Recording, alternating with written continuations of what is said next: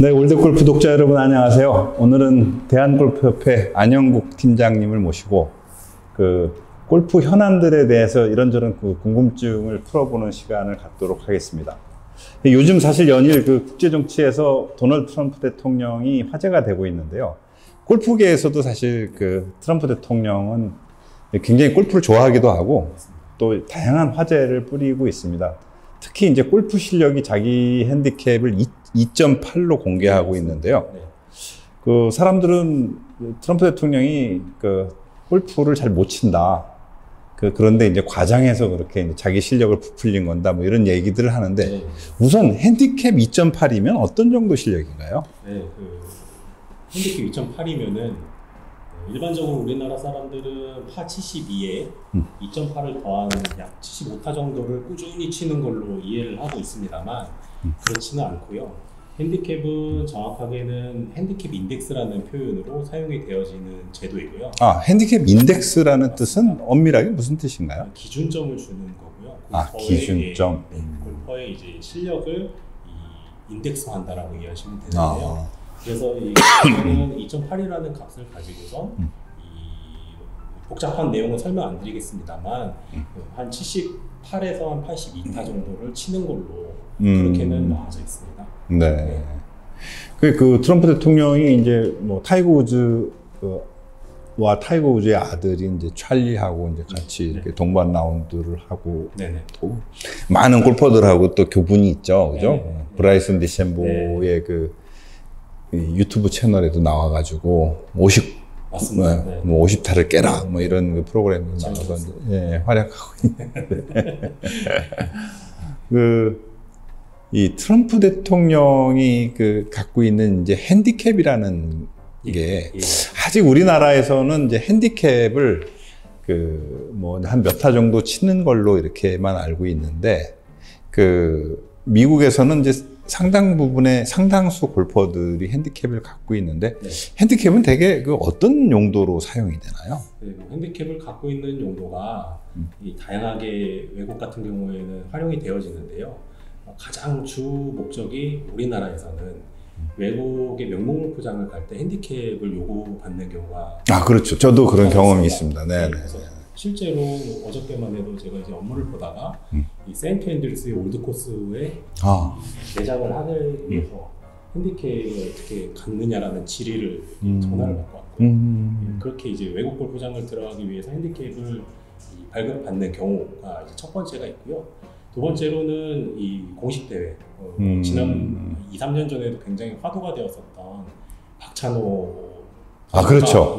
저도 그 대회 취재를 간 적이 있는데 박찬호 선수가 본인의 핸디캡이 3이어서 그래서 KPGA 투어에서도 대회에 참가할 수 있는 자격을 줄 수 있었다 이렇게 해명을 하더라고요. 맞습니다. 조금 더 설명을 드리면은 아마추어 같은 경우에는 이 어떤 실력을 객관화한 이 지표가 없다 보니까 이 대회 참가를 위해서 이제 핸디캡으로 이 실력을 확인하는 경우가 있습니다. 그렇듯 대회 참가를 위해서 핸디캡을 제시하는 경우, 즉 핸디캡을 발급하는 경우가 두 번째 이유이고요.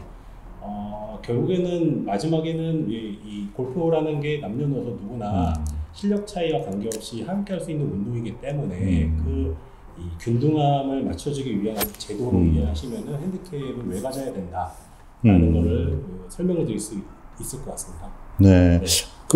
사실 아마추어들도 대한골프협회에서 주관하는 한국 오픈이라든지 한국 여자 오픈이라든지 이런 우리 국내 정상급 선수들이 출전하는 골프 대회에 출전하는 모습을 이제 가끔 볼 수가 있는데요.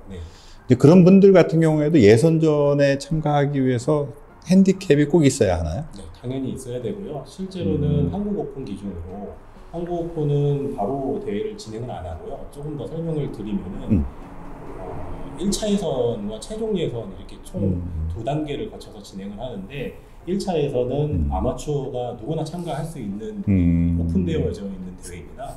그래서 그 대회를 참가하려면은 아마추어 같은 경우에는 핸디캡 1.4 이하의 1.4 이하면 또 더 박찬호 선수보다도 더 실력이 높은 기준을 요구하는 맞습니다. 그렇게 1.4 이하의 골퍼는 누구나 참여할 수 있는 게 오픈 대회, 한국 오픈 대회이고요. 그렇게 대회에서 우리가 주관하는 대회는 이 핸디캡을 이렇게 요구하고 있습니다.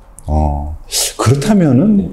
그 핸디캡을 받기 위해서는 어떻게 해야지 핸디캡을 발급받을 수가 있나요? 예, 뭐 핸디캡을 발급을 받으려면 저희 협회에서 지정한 핸디캡 프로그램 앱에서 이 핸디캡은 발급이 가능하고요. 어떤 우리 대한골프협회에다가 뭐 행정적으로 신청하거나 그럴 필요가 없이 그냥 앱에서 네, 바로 할 수 맞습니다. 있나요? 앱에서 이제 바로 이제 가능한데 다만 이제 조건이 이 핸디캡이라는 제도가 골프 실력을 나타내는 제도이니까 이 라운드 스코어가 있어야 됩니다. 그런데 그 라운드 스코어는 모든 골프장의 라운드 스코어는 다 안 되는 거고요. 우리 대한골프협회에서 이 난이도를 체크한 코스 레이팅이라고 하는데 코스 레이팅이 되어져 있는 골프장의 최소 라운드 스코어 3개가 있어야지 핸디캡은 나오게 되어 있습니다. 그럼 또 어떻게 생각하면 또 그렇게까지 어렵지는 않네요, 그죠? 네. 3번 라운드를 해서 그 스코어를 이제 자기 핸디캡의 기준을 삼는다는 얘기인데, 네. 그렇다면 예를 들어서 이제 뭐 그냥 그 아주 어렵지도 너무 쉽지도 않은 이제 그런 골프장에서 제가 스코어를 뭐 80개 전후로 쳤어요. 예를 들면 뭐 78타를 치고 하루는 80타를 치고 그 다음 날은 뭐 82타를 쳤어요. 이럴 경우에 핸디캡은 어떻게 산정이 된다고 볼 수 있을까요? 예, 그 결국에는 잘 친 82타와 못 친 85타를 가지고 객관적으로 비교할 수는 없지 않습니까? 그렇죠. 그렇기 때문에 우리가 아까 말씀드린 이 골프장 난이도를 통해서 그게 증명이 되는데 네네. 잘 친 82타 뭐 예컨대 그 골프장이 어려운 골프장인데 이 82타를 쳤다 또는 쉬운 골프장인데 82타를 쳤다라는 것과 어려운 골프장에서 84타 5타를 쳤다라는 거는 그렇죠. 비교하기가 어렵거든요. 네.